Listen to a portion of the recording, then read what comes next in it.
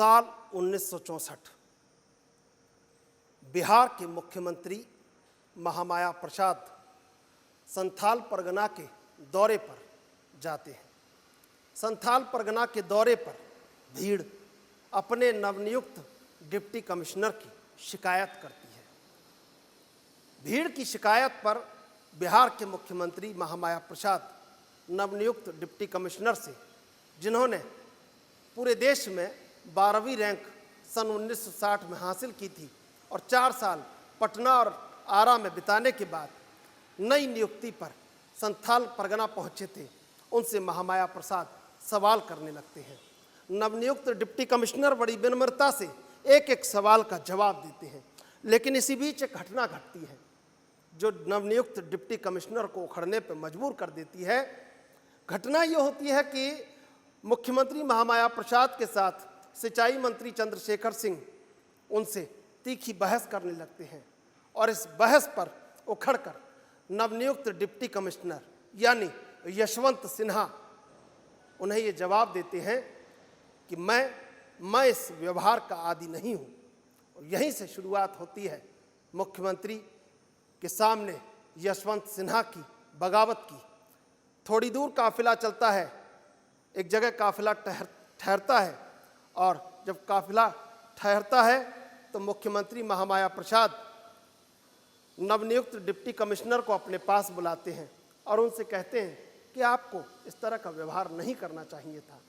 नवनियुक्त deputy commissioner Yashwant Sinha उन्हें पलटकर जवाब देते हैं और कहते हैं कि उन्हें भी, सिंचाई मंत्री को भी मुझसे इस तरह का व्यवहार नहीं करना चाहिए था। यहाँ पर फिर एक बार मुख्यमंत्री महामाया प्रसाद पूरी तरह अब उखड़ जाते हैं। पहले ये काम सिंचाई मंत्री चंद्रशेखर सिंह ने किया था, लेकिन अब जब मुख्यमंत्री खुद उखड़ गए तो उन्होंने कहा कि अगर आपसे नौकरी नहीं होती है तो दूसरी नौकरी खोज लीजिए। अब जो जवाब यशवंत सिन्हा ने दिया वो भारतीय राजनीति में एक इतिहास बन गया। यशवंत सिन्हा ने मुख्यमंत्री महामाया प्रसाद से कहा कि देखिए, आप आईएएस नहीं बन सकते, लेकिन मैं जरूर एक दिन मुख्यमंत्री बन सकता हूं। यहीं से राजनीति के हलकों से लेकर नौकरशाही के हलकों तक यशवंत सिन्हा के नाम की चर्चा बदस्तूर जारी हो जाती है। सन 1989 में 12 साल पहले नौकरी से यशवंत सिन्हा नौकरी का दामन छोड़ देते हैं।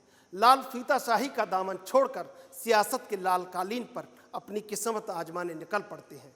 और यहाँ पर 2 राजनीतिक गुरु उनके, चंद्रशेखर सिंह जो कि भारत के पूर्व प्रधानमंत्री रहे और लाल कृष्ण आडवाणी जो कि उस समय बीजेपी का झंडा बुलंद कर रहे थे, उनसे नई शिक्षा लेकर राजनीति की यशवंत सिन्हा आगे बढ़ते हैं।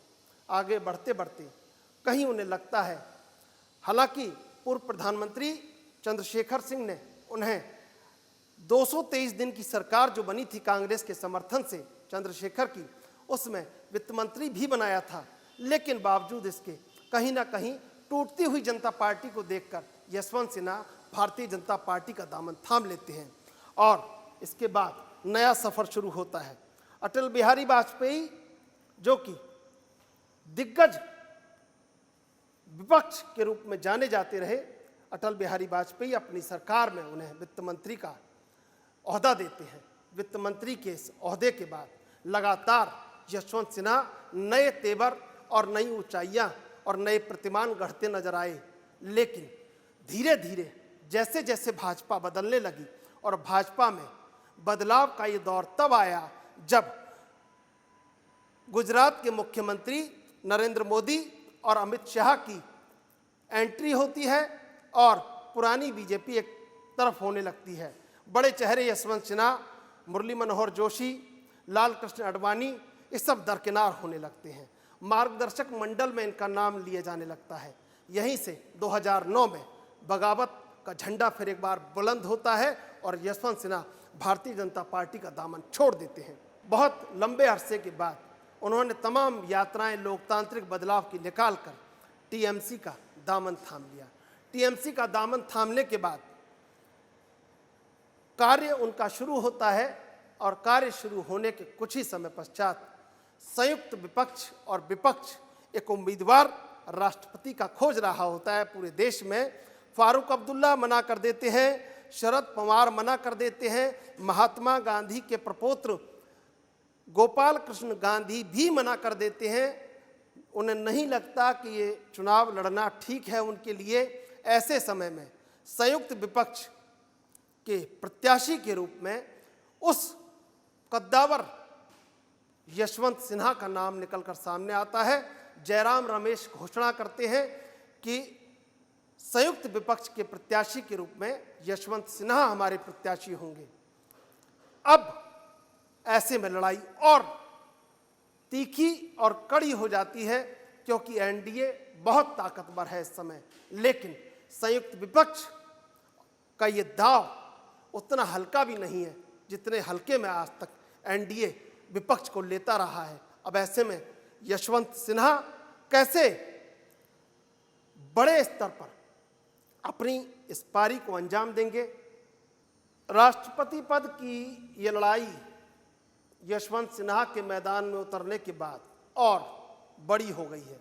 अब ऐसे में एनडीए और संयुक्त विपक्ष आमने सामने हैं, बड़े बड़े कद के प्रत्याशी सामने हैं। अब देखना ये होगा कि आखिर कौन राष्ट्रपति पद तक पहुंचता है, लेकिन लड़ाई इस बार बड़ी है। कैमरा पर्सन अमित कुमार के साथ मैं चंद्रशेखर, AN।